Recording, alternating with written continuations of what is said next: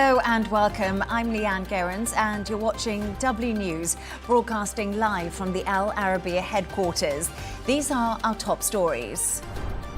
French President Emmanuel Macron says now is not the time to lift sanctions against Russia as he pledges additional military and financial support to Ukraine. President Trump announces new import taxes of 25% on cars and car parts coming into the United States.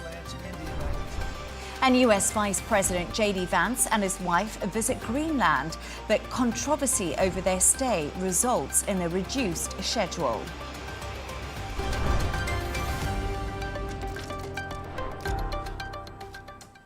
Now to our top story, and European leaders have pledged continued support for Ukraine in Paris today for the coalition of the willing.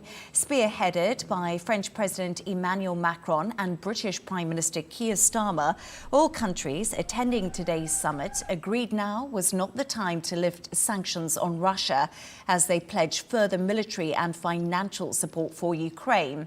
Here's what President Macron told reporters. In terms of short-term support for Ukraine, we also decided unanimously that this is not the time to lift whatever sanction, and there will not be a lifting of sanctions before peace is clearly established. And so we plan to continue the economic pressure, especially on the shadow fleet and some industrial capacities. We will remain mobilized on these points. We have to hope for the best, but prepare for the worst. And so my wish is for the Americans to be engaged by our side, and my wish is for the Americans to provide support or even active participation in all of this, because it is good for the European allies, it is good for NATO, it is good for all of us. But we have to prepare for a situation in which they will not be with us. We have to prepare for both cases. We can now go live to Paris to speak to correspondent Ross Cullen. Ross, thank you so much for joining us. So, complete support from Europe today. We know President Macron spoke to President Trump before this very meeting. Have the US supported the EU's decision?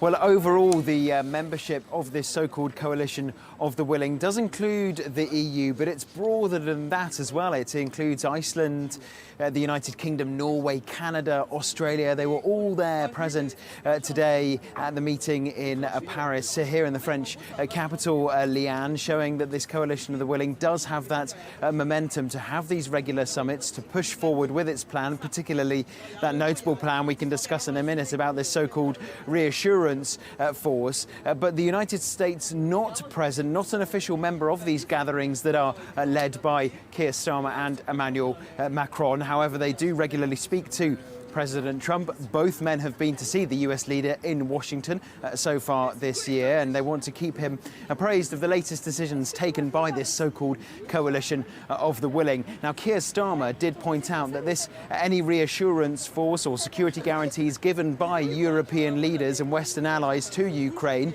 after any peace deal is signed should have American support for a backstop. But as we heard there in that soundbite from the French president, he is also trying to prepare Europe for the United States to play a smaller role, have less influence going forward in Europe, and so Europe having to rely less on Washington. Ross, as you mentioned, Macron also spoke about a reassurance force in Ukraine that will fall to France and the UK. How does he envision this force actually working?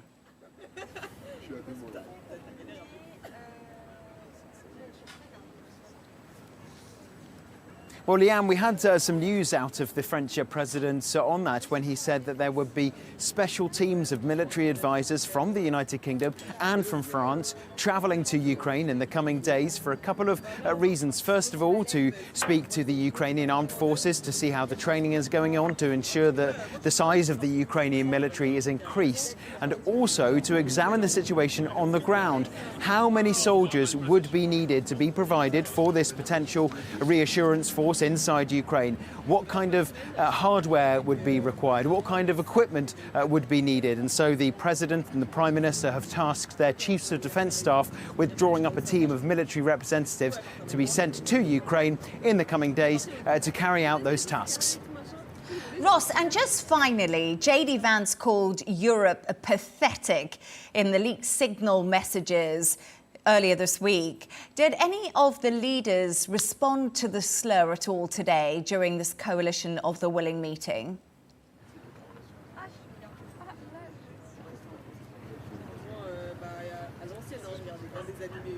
Well, several were pushed on it, speaking after the summit, but very few took the bait. Keir Starmer, the British Prime Minister, swerved one question directly about that, just reaffirming that it is crucial to have the support of the United States, that the United Kingdom and the United States have a special relationship, and that the United States has a very important role to play, because many European nations do see it as critical, the role of the United States in providing those ultimate security guarantees, those ultimate backstops to Europe and to Ukraine going forward, but also the role that Washington have been playing since the start of the year in their lines of direct communication with Moscow, in opening up those peace channels, particularly at ministerial level, those talks that we've been seeing taking place in Saudi Arabia. The United States, a crucial vehicle between speaking to Ukraine in Saudi Arabia, speaking to Russia in Saudi Arabia, and trying to move forward with suggestions and proposals, particularly at the moment, for a Black Sea ceasefire. Leigh Ann? Ross Cullen in Paris, thank you so much for joining me. We can now get into this further with William Lawrence, Professor of Political Science and International Affairs at American University and former senior diplomat. William, thank you so much for joining me. So Zelenskyy says he believes the US stance against Russia should be stronger. He has also accused the US of changing the terms of the mineral deal, and also said the US could be a stronger ally. Is this a wise move to get the best deal for Ukraine? Possibly. I mean, when you're in a negotiation, sometimes you take harder stances and sometimes you take softer stances. It was interesting just today that Zelenskyy backed off his criticism of the American response to the Russian rejection of the unconditional ceasefire deal. You know, we've seen back and forths after the dust-up at the White House. We've seen back and forths at various times as Zelenskyy tries to walk that difficult walk between asserting Ukraine's best interests and not antagonizing Donald Trump. And sometimes Trump does respond to harder positions and sort of works from there. And sometimes he needs sort of more obsequious responses to gain his favor. And in that, sometimes he's hard to predict. But I think Zelenskyy is sure about one thing. He's sure that he has the heavier lift on convincing Trump to defend Ukraine's interests in this deal. And whenever Trump seems to be pushing Russia, like he did 2 weeks ago when he said there might be sanctions on Russia, and he did more recently when he said the U.S. can inflict economic pain on Russia, that means Zelenskyy is winning when Trump seems to realize that as Trump said, the ball's in Russia's court now more than it's in Ukraine's court. That's when Ukraine has the upper hand. William, it was the third summit of what France and Britain have called the Coalition of the Willing. Do you think Europe is under immense pressure to step up to the plate to support Ukraine as America pushes for more defense spending and seems to be stepping back slightly from this? Yes, and there are many dimensions to this new European positioning. Part of it, and it reflects some of the language that we're hearing, is stepping in for the United States, and other aspects of it are stepping in despite the United States, because ultimately it's Europe's interests that are more at stake here. And that's why the repositioning of France and UK are so important, both in terms of being independent of the US and in terms of helping the US do things. You probably noticed in the other big story in the news right now, the signal leaks about the Houthi bombing. there was a very interesting discussion between Stephen Miller, J.D. Vance, and others about extracting concessions for Europe when the U.S. does things to help the European economy, in this case, opening up the Bab el-Mandeb Straits.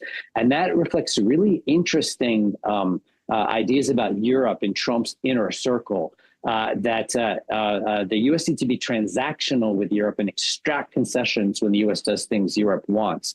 And we can expect to see more of that rather than less of that. So it's not just about the U.S. stepping back. It's the U.S. calculating trade-offs between how much they're going to invest in Europe and what they're going to get for it. Just on the signal leak story that you mentioned there, very interesting point you made. But I'm just wondering, after we saw what was written in there about Europe, can Europe trust America as a really strong ally still? No. The vast bulk of the foreign policy establishment, the civilian personnel at the State Department and the Pentagon that they're trying to force out, the think tanks, the foreign policy establishment, they haven't changed at all on Europe, but there is this sort of aspect of the conservative right in the U.S., some of it attached to the MAGA movement and all of it backing Trump, that would like to see the U.S. get more from the world while giving less to the world. And it's sort of an untenable calculation, but America First is logical. In some ways it's more emotional than logical, and ideological more than logical. But in the end, I think the U.S., as long as it remains a democracy and, elections happen, which there's a risk there, it'll come back around. So I think Europeans are smart to play the long game, not to antagonize Trump the way Zelenskyy doesn't antagonize Trump, keep their criticism private, try to get the Americans to do the right thing as much as possible in a very negative situation, and then wait out the Trump administration. William, the French President Emmanuel Macron says now is not the time to lift Russian sanctions. Are Starmer and Trump and also Europe just far apart on their view of Russia, especially when it comes to sanctions? I'd say to some degree, yes. I'd say that, as I mentioned before, Trump did say twice there needs to be more economic pressure on Russia and in order to get this deal, the implication being that the sanctions would be unwound if not. And during that moment this morning that I was talking about, or at least this morning our time, when Zelenskyy said because the Russians didn't accept the deal, there need to be more sanctions right away. This is all part of that conversation. I think ultimately Trump would like to decrease the sanctions because he got a ceasefire. And also trying to get a Nobel Peace Prize, which I don't think he'll get, but that's part of his motivation. And he, will use the threat of sanctions if he has to, like he uses threats of tariffs, and then sometimes he applies them and sometimes he doesn't. Anyone that tries to predict Trump's next move is lying to you, that thinks they're able to predict the move. But there is sort of a dance going on here between Europe, Ukraine, and the United States. Sanctions is a big part of the puzzle. And as long as the Russians take maximalist positions, I don't see the sanctions going away anytime soon. William Lawrence, Professor of Political Science and International Affairs at American University and former senior diplomat. Thank you so much. It was great to have your insights. My pleasure.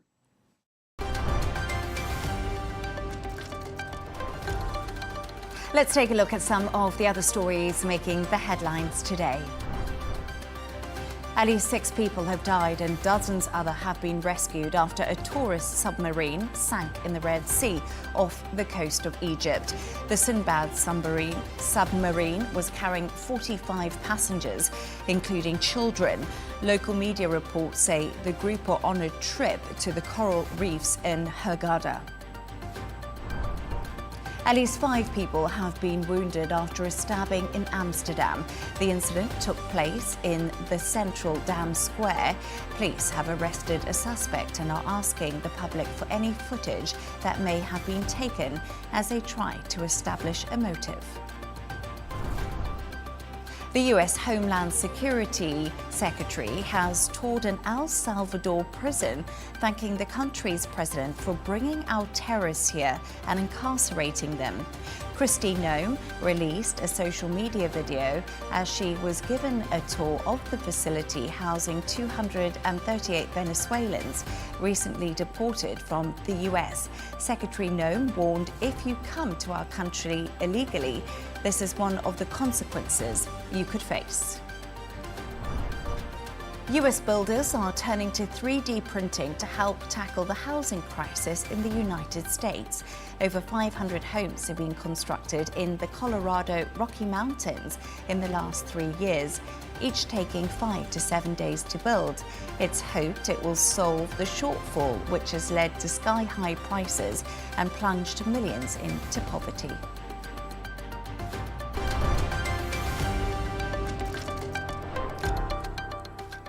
Now, President Trump has announced a new import tax of 25% on all cars and car parts coming into the US. Trump says these levies will come into play on the 2nd of April and believes these tariffs will help drive US manufacturing. I'm now joined by our international correspondent, Sara Firth, who is in Washington for us. Thank you so much for joining us. Sara, how have the global markets reacted to this news? Well, Leigh Ann, we know that one thing markets don't like is instability, and this announcement by President Trump that he'll be imposing this 25% tariff on any car that's not made in the United States has caused a huge amount of global uncertainty. And so what you've seen in the initial stages after this has been announced is that the markets have taken a tumble. Just briefly, you've got shares in General Motors down 5% today, Ford down 2%. Tesla, the electric vehicles, their stock prices up. But look, as we said, they don't like instability, and we've already had reaction coming in from around the world. So we know that this tariff that is going to be imposed, as you said, on April 2nd, which President Trump has said will lead to tremendous growth, is causing a bit of consternation around the world, and it's being reflected in the markets. Yes, of course. But what do these tariffs mean for the US economy? We know the auto market is a big part of the economy there. Yes, I mean, just to give you an idea of the size, about 8 million cars were imported to the US last year alone. It accounts for about $240 billion in trade. Now, the White House has said that they're hoping to raise around $100 billion in tax revenue annually as a result of these tariffs. But there is concern from experts who are saying this tax that will come into play on April 2nd could potentially be passed on to the consumer. You have some of the top foreign countries that supply cars to the US, Mexico, South Korea, Japan, Canada, Germany. You know, they're all looking at this announcement. They're reacting and coming out with statements already. So there is President Trump saying this is putting America first, and you've got the experts warning potentially, even if there's long-term gain, in the short term, there might be pain for the consumer here in America. Yes, you just touched on it there, but how are countries globally reacting to this? Because I think it could also impact their economies in many senses. Yeah, absolutely, Leigh Ann. I mean, this is all part of what people are concerned about is a potentially widening possible global trade war, right? And so this announcement of the 25% tariff on cars that are coming into the United States is causing a huge amount of reaction around the world. You've got the Prime Minister of Japan saying that all options are on the table when it comes to possible countermeasures. You've had the leader in Canada coming out fighting today, saying that Canada will bounce back. You've had the EU being a little bit more measured in their response, but you have had the EU president. She said that she regrets this tax. We've just heard from the German Chancellor, Scholz, saying that he feels the car tariff is wrong. Now, you've had President Trump warning today against the EU, Europe potentially joining forces with a country like Canada to possibly bring out some countermeasures. He said if they try to do anything like that, he will raise the tariffs even higher. So look, there's a huge amount of upheaval here in the United States and around the world in announcement to this tariff coming up. But President Trump, he said, look, friend, foe, they've been taking too much from America. They've been taking our wealth, taking our jobs. He thinks that this tariff is the way to get that money back and is willing, clearly, to pay the cost of a potential trade war. He also said tariff was the most beautiful word in the dictionary. Sara, Firth in Washington, thank you so much for joining me.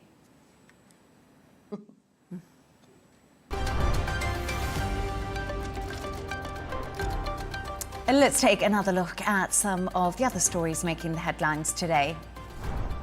Hamas spokesperson Abdel Latif al-Qanoa has been killed in an Israeli airstrike in northern Gaza. The strike wounded several people, even as separate attacks killed at least 6 in Gaza City and 1 in southern Gaza's Khan Yunis. Earlier this week, Israel killed Ismail Baroum, a member of the Hamas political office, and Salal al-Barawi, another senior leader. North Korean leader Kim Jong-un will visit Russia later this year, according to Russian state media. In addition, Russian Foreign Minister Sergei Lavrov is also expected to travel to Pyongyang. North Korea has sent an additional 3,000 troops to Russia this year alone, as an international dispatch of 11,000 in Moscow's battle against Ukraine. South Korea continues to battle wildfires. A week after they first began, at least 28 people have been killed and thousands have been displaced. The fires are now the largest on record in South Korea and cover an area of 88,500 acres. And a new word has been added to the Oxford English Dictionary. Giggle. Inspired by the Philippines, a Tagalog language, giggle symbolizes an intense feeling caused by anger, eagerness, or the pleasure of seeing someone or something cute or adorable. Alamak also found its way to the dictionary, a colloquial exclamation used to show surprise or outrage in Singapore and Malaysia.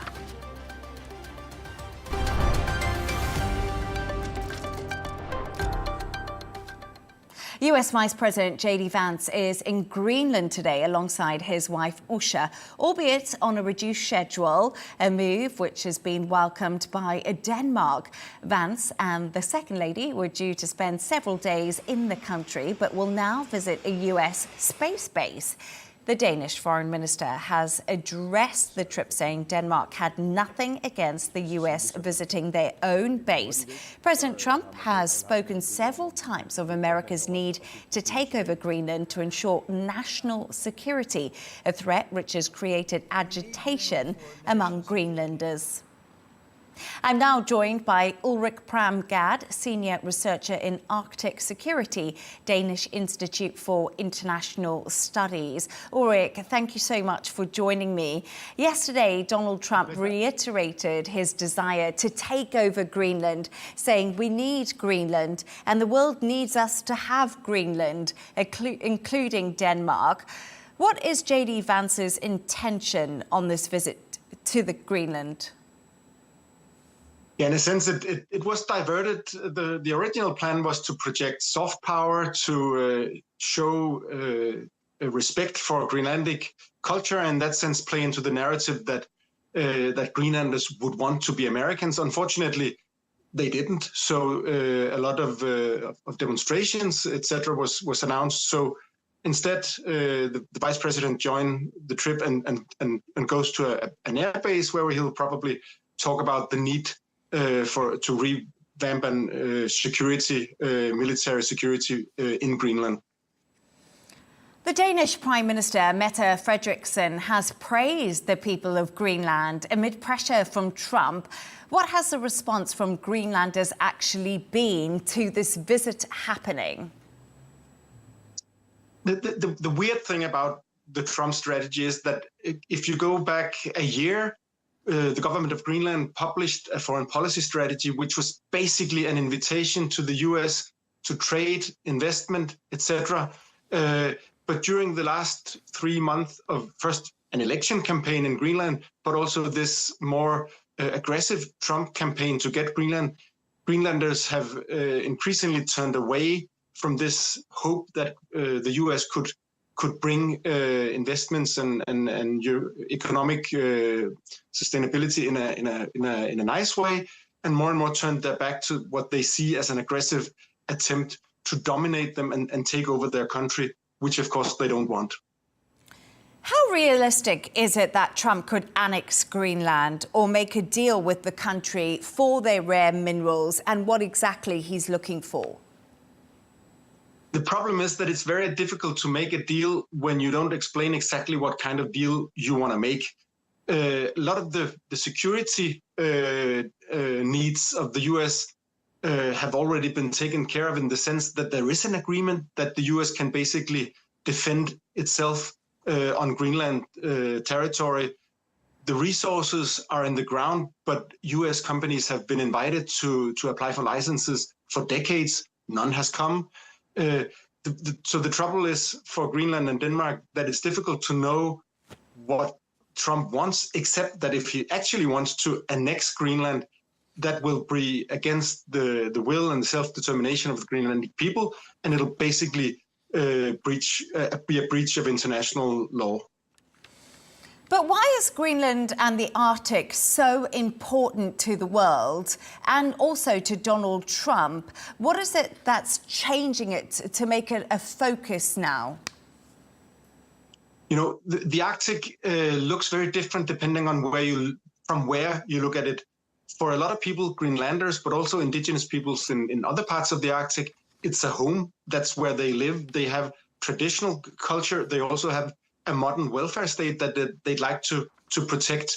If you look at the Arctic from Washington, it's first of all, it's a place to intercept Russian or Chinese nuclear missiles coming in over the North Pole. And then, of course, there is this dream that a lot of the resources in ground in Greenland, which is there, which are well documented, that they can be a source of wealth. But the problem is that it's difficult to dig them up.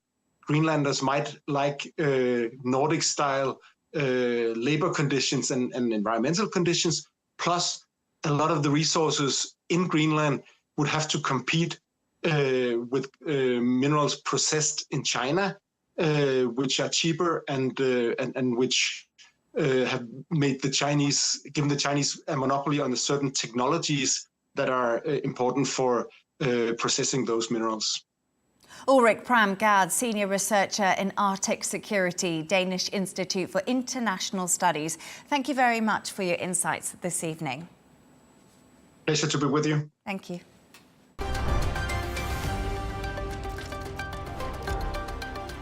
Let's take a look at the top business news now.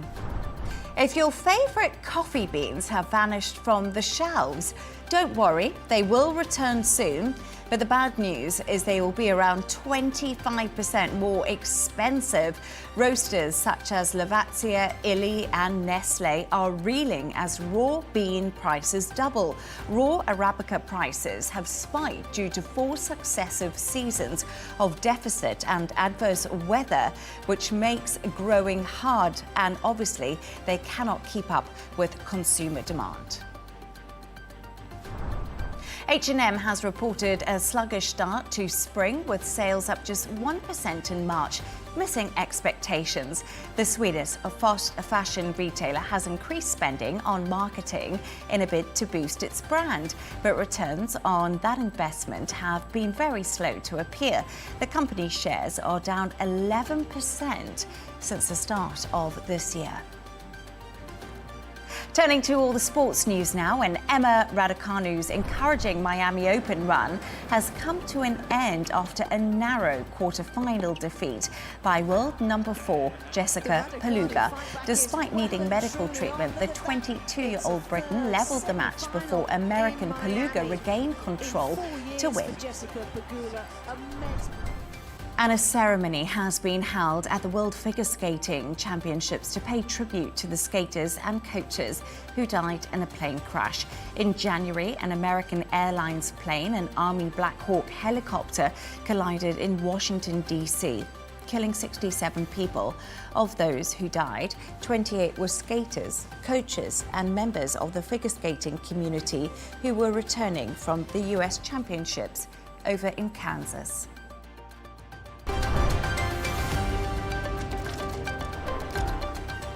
A reminder of our top stories.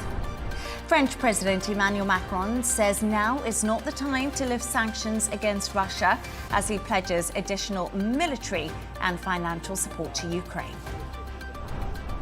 President Trump announces new import taxes of 25% on cars and car parts coming into the United States. And US Vice President Vance and his wife visit Greenland, but controversy over their stay results in a reduced schedule. And that's all from us on W News. Thank you so much for joining us. Counterpoints with Melinda Nusafora is coming up next. And of course, don't miss Tom Burgess-Watson with G&T. Good night and thank you for joining me.